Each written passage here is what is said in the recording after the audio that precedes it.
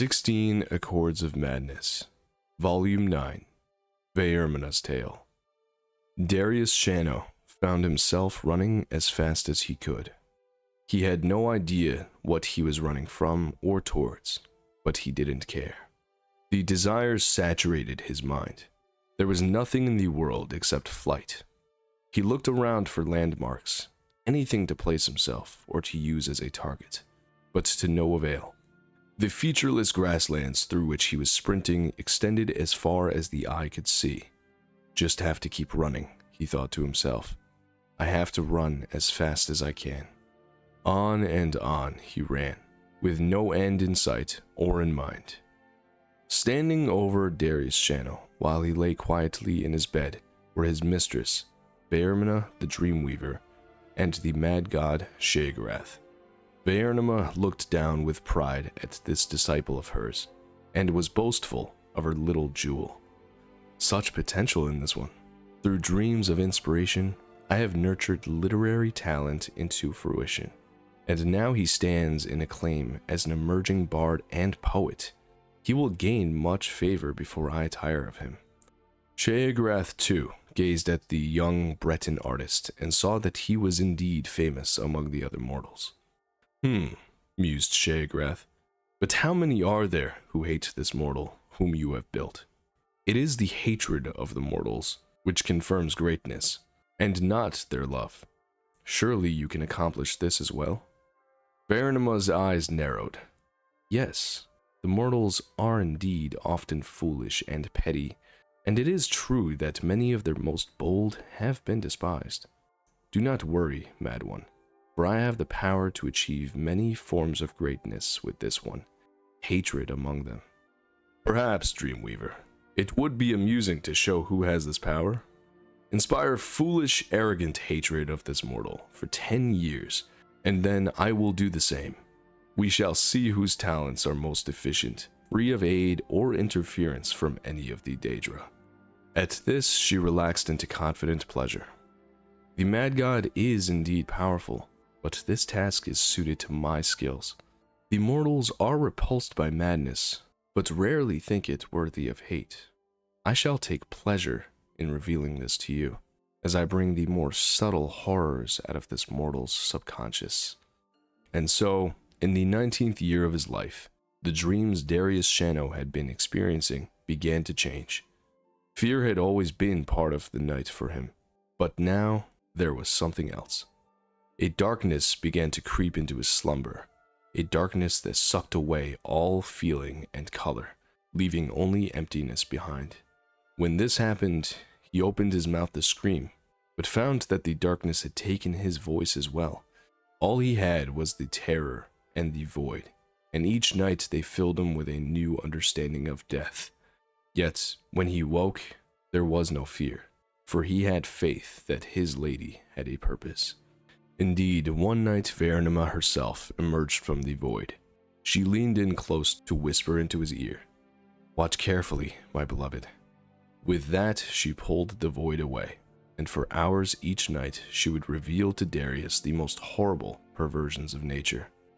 Men being skinned and eaten alive by other men, unimaginable beasts of many limbs and mouths, entire populations being burned. Their screams filled his every evening. In time, these visions gnawed at his soul, and his work began to take on the character of his nightmares. The images revealed to him at night were reproduced on the page, and the terrible cruelty and hollow vice that his work contained both revolted and fascinated the public. They reveled in their disgust over every detail. There were those who openly enjoyed his shocking material, and his popularity among some only fed the hatred of those who found him abhorrent. This continued for several years, while the infamy of Darius grew steadily. Then, in his 29th year, without warning, the dreams and nightmares ceased. Darius felt a weight lifted, as he no longer endured the nightly tortures, but was confused. What have I done to displease my mistress? He wondered aloud. Why has she abandoned me? Vaernima never answered his prayers. No one ever answered. and the restless dreams faded away to leave Darius in long, deep sleeps. Interest in the works of Darius Shano waned. His prose became stale, and his ideas failed to provoke the shock and outrage they once had. As the memory of his notoriety and of his terrible dreams faded, the questions that raced in his mind eventually produced resentment against Vaernima, his former mistress. Resentment grew into hatred. From hatred came ridicule, and over time, ridicule became disbelief. Slowly, it became obvious. Vaernima had never spoken to him at all. His dreams were simply the product of a sick mind that had righted itself. He had been deceived by his own subconscious, and the anger and shame overwhelmed him. The man who once conversed with a deity drifted steadily into heresy. In time, all of the bitterness, doubt, and sacrilege focused in Darius a creative philosophy that was threaded throughout all of his subsequent work. He challenged the gods themselves, as well as the infantile public and corrupt state for worshipping them. He mocked them all with perverse caricatures, sparing no one and giving no quarter. He challenged the gods in public to strike him down if they existed, and ridiculed them when no such comeuppance was delivered. To all of this, the people reacted with outrage far greater than they had shown his previous work. His early career had offended only sensibilities, but now he was striking directly at the heart of the people. His body of work grew in size and intensity. Temples, nobles, and commoners were all targets of his scorn.